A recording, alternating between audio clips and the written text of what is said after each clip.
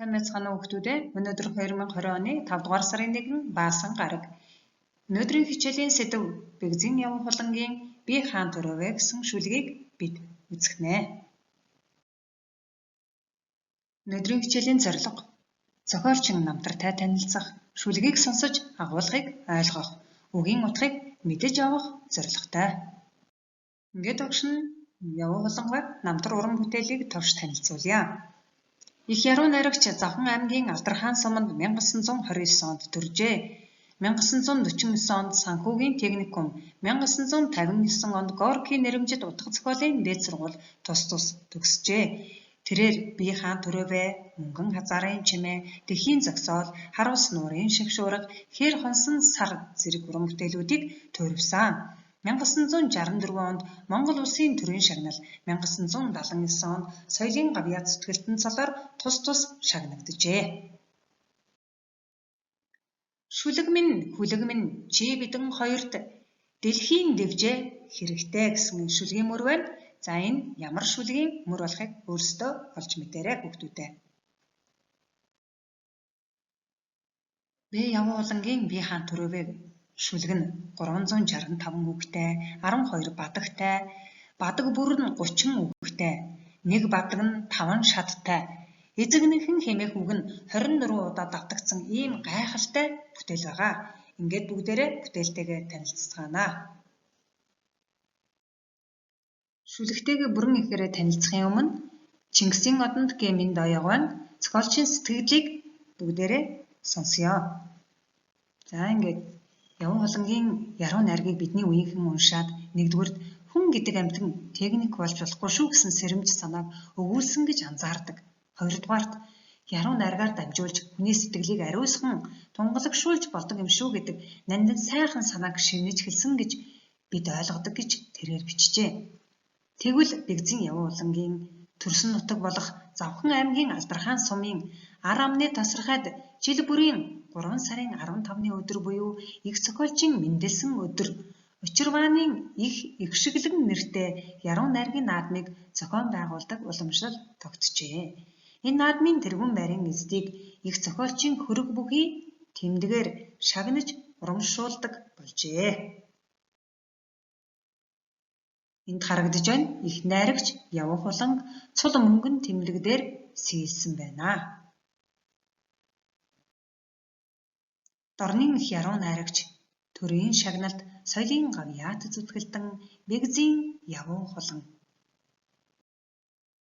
Ингээд бүгдээрээ шүлэгтэйгээ танилцъя. Багш нь шүлгийг нэг хуваар нь уншиж өгнө. Хөх манхан тэнгэрийг эзэгнэнхэн төрлөө би. Хөмсгөн сарны аялах алсын алс тойрогт холын хоёр одны тогхиох бяцхан чөлөөнд хоёр нүдний үзүүрт цэн хэрлэг төдий тэртээд хөх манхан тэнгэрийг эзэгнэнхэн төрлөө би. Цаст цагаан уулыг эзэгнэнхэн төрлөө би. Цан хүүрэг савсаж үүл сороо хоригд цасан ширхэг зарцаж мөс болох халилт царгаа хүйтэн өвөлд сарлагын мухтассан цаст цагаан уулыг эзэгнэнхэн төрлөө би. Онгон цэнхэр талыг эзэгнэнхэн төрлөө би. Орог саарал зэрэглээ хавар сүмэлзэх хөндийг орсон буурын шүд өвөл хангинах хоолойд үлэг гүрвлийн мөрийг өдий хүртэл хадгалсан онгон цэнхэр талыг эзэгнэнхэн төрлөө би. За ингээд багш нь уншсан хэсэгт дээр гарч байгаа царгаа, халил, дорших гэсэн 3 үгийн үгийн утгын тайлбарыг оруулж өглөө.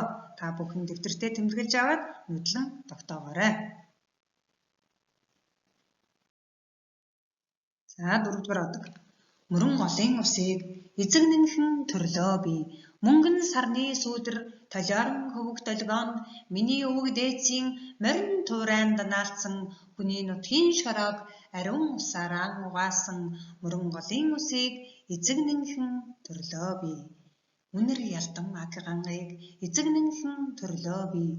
Үүр шөнийн завсар шүүдэр буух навчинд үрэл усан шүүдэрт нь одод гялалцах дэлбэнд үхшгүй мөнхийн мэлэгдэл цагаан уул цэцгэнд үнэр ялдан аг гангыг эзэгнэнхэн төрлөө би.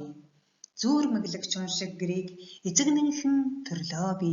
Зүйдэлгүй цагаан өрхний хоймсолж томсон осорт зүрхэн улаан галтай ган тулгын тотхонд 100 түмэн үед Монгол хүний идээшсэн зүүрмэглэгч уншиг гэрийг эзэгнэнхэн төрлөө би. Сайхан бүсгүйн сэтгэлийг эзэгнэнхэн төрлөө би. Соромсон дундaan талмаарах алаг нүдний мэлэмрээн сайлын үнэр ханхалсан дээлийн хормойн нуглаасанд санан уярах цэвэр ичимтгий аашинд сайхан бүсгүйн сэтгэлийг эзэгнэнхэн төрлөө би. Тэнхээд хүлгийн дөрөөг эзэгнэнхэн төрлөө би. Тэлмэн жороо морны шанхны үзүүрийн чичиргэн тэнгэрийн салхинаас бусдыг дээрэн гаргаж үзээгүй тэнгэр говийн сүрэг онгон хулангийн нуруунд тэнхээд хүлгийн дөрөөг эзэгнэнхэн төрлөө би. Аатар хурагорог эзэгнэнхэн төрлөө би.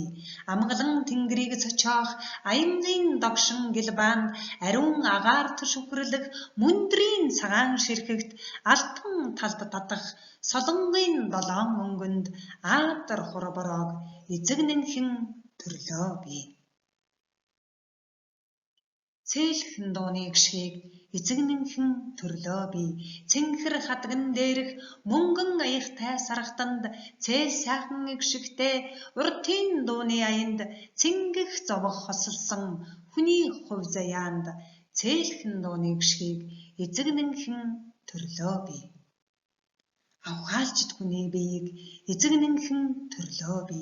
Амь нэгтээ олныхоо Монголоо гэсэн сэтгэлд үүрийн таван жингээр хүдэрнэхэн улалзах үйлдвэрийн өндөр яндангийн хилэн улаан галанд авхаалчд хүний биеийг эзэгнэнхэн төрлөө би. Хөх тэнгэрийн орныг эзэгнэнхэн төрлөө би.